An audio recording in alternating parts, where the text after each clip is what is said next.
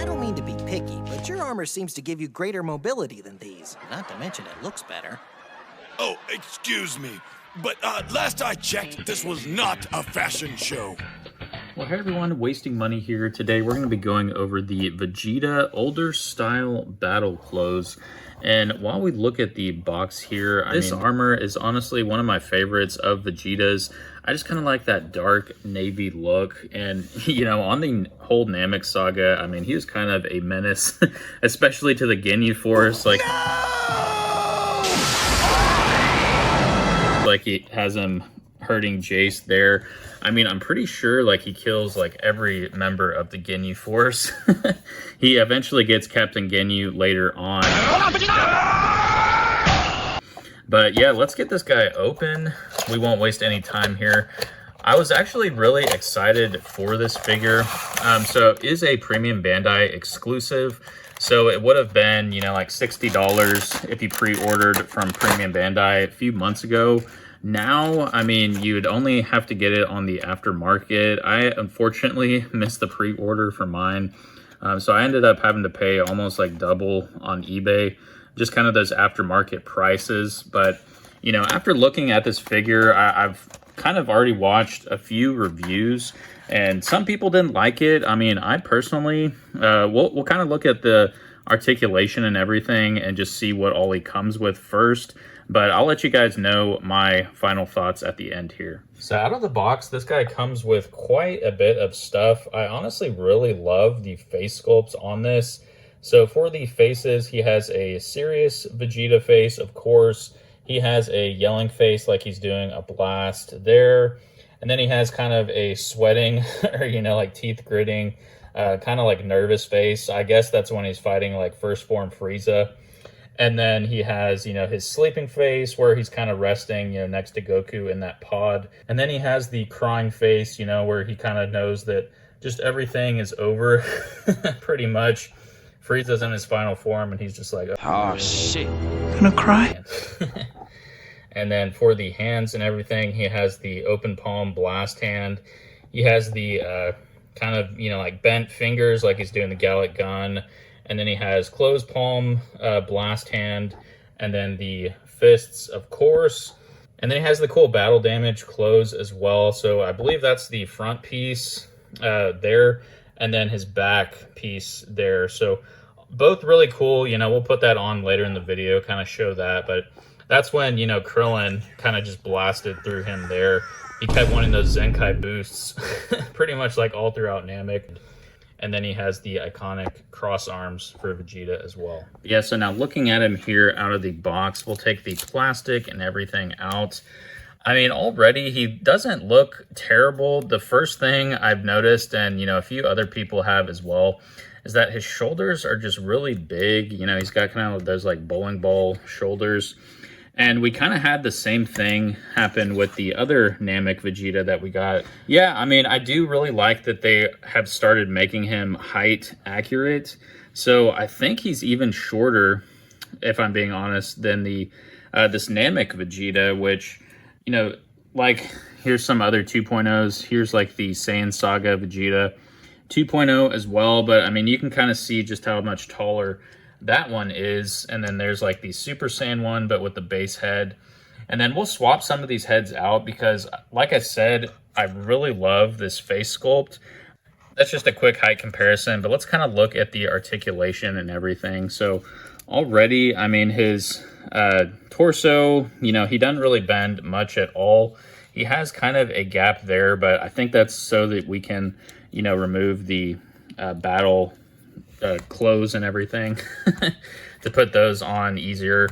And then, you know, I still don't know why they have these huge shoulders, but I will admit, I mean, he has like great range of motion, and his arms and everything, I mean, they can go all the way up, and he has nice butterfly joints there. But with them, you know, being larger, it's, you know, you can't really get much of a hug from this Vegeta. But like I said, I mean, I do like the feet. They definitely, you know, have fixed this on the 2.0 molds. They made him shorter for one, and then his toes actually don't have that issue.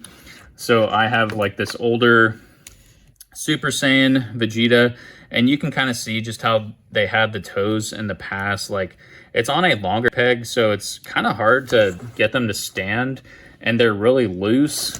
So, I mean, these feet, they have the peg in there, and you don't really have much gappage.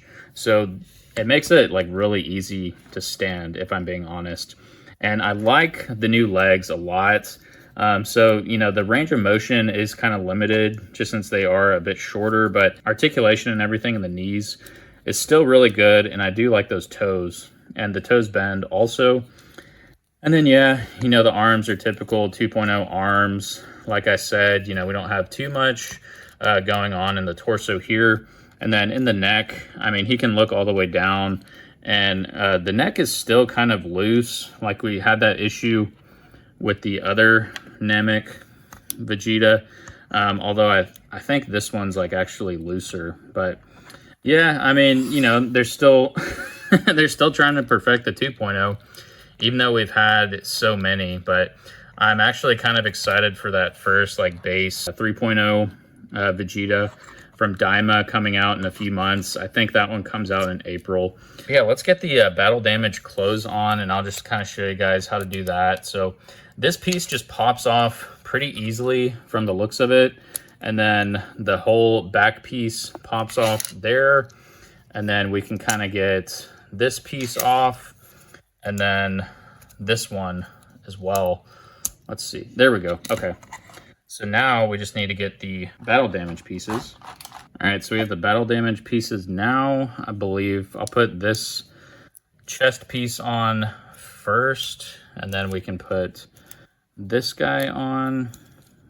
And yeah, I mean, it all snaps in really easily, and it was easy to take off too. So that is a really good feature, if I'm being honest. And then we'll do his back here, where, you know, Frieza was giving him all those back shots.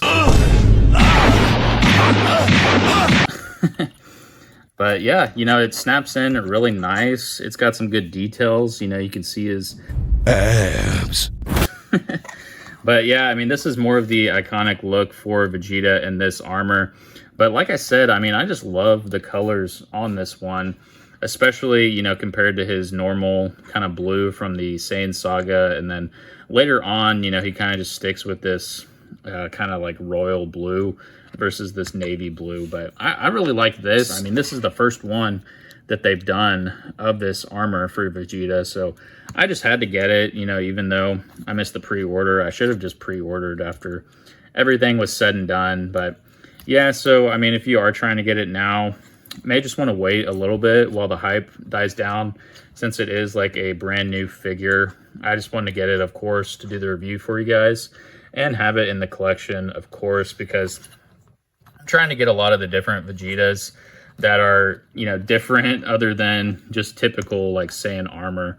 But before we go here, let's just kind of swap the head and see how this base head looks on the Vegeta. Whoops. Man, the whole neck just came with that. So you can see already how it's kind of looser on that neck there, but they use the same pegs, so it should be pretty easy to swap them out. Yeah, so it snaps in really nice. And I mean, that looks like a perfect, you know, like base head for Vegeta. So if you want it for like the, you know, like Cell Saga or later on, you can definitely do that. I think it looks really good and really anime accurate too. I mean, this is like the old one from the Saiyan arc that we had, that Scouter Vegeta. And I mean, it just doesn't look, you know, nearly as good as this one does. So, and then there is a what if on Sparking Zero as well, where Vegeta actually is the one that turns into a Super Saiyan to defeat Frieza, which I think is a really good story.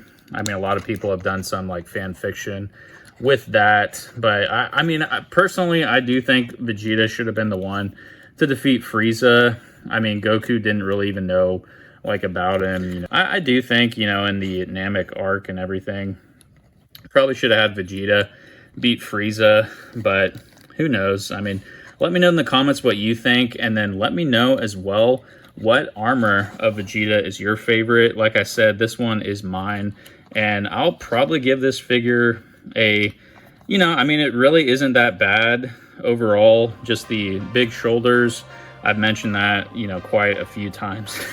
But yeah, overall rating, I'm probably going to give it like a 9.4. I mean, the faceplates and everything look amazing. You can swap them out. You know, the battle clothes are a nice touch. But yeah, I was trying to swap the head out. You know, the neck came off again. So let's bump it down to a 9.3, shall we? But yeah, let me know in the comments what you guys think of this figure. Are you going to be picking it up?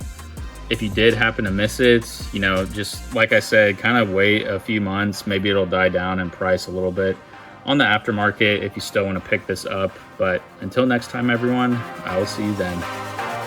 Peace. Wasting money. Wallet's gonna cry. Kamehameha. Cash. Goodbye. Hit that sub. Comment anytime. More DDZ. Next time. Bye.